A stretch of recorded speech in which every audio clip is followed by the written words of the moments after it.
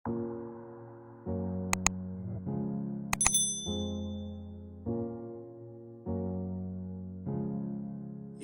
Education সেন্টারের পক্ষ থেকে সবাইকে স্বাগতম। আজকে আমরা উইথ এর ব্যবহার নিয়ে আলোচনা করব। উইথ এর ব্যবহার হচ্ছে কারো সাথে থাকা বা কোনো বস্তু দিয়ে কিছু করার ক্ষেত্রে উইথ ব্যবহৃত হয়। যেরকম he lives with his uncle, সে তার চাচার সাথে বসবাস করে। কার সাথে? চাচার সাথে। কারো সাথে থাকা তার মানে উইথ।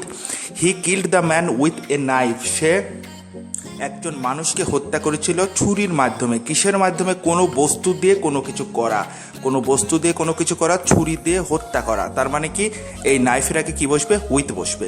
টু এর স্পেশাল ব্যবহার, এটা সাধারণ না, স্পেশাল ব্যবহার। যেরকম junior, senior, inferior, superior, prior, ulterior, prefer, preferable এর পরে সাধারণত টু বসে। যেরকম I am senior to you for 2 years, আমি তোমার চেয়ে 2 বছরের বড়। In senior to, I prefer death to dishonour, আমি অসম্মানের চাইতে মৃত্যু আমার কাছে পছন্দ। তো এখানে ডেথ টু ডিসঅনার, এই যে প্রিফেয়ার আছে তার সেজন্য টু বসলো। Her dress is inferior to mine, এই যে ইনফেরিয়র আছে তারপরে টু বসলো। ধন্যবাদ সবাইকে।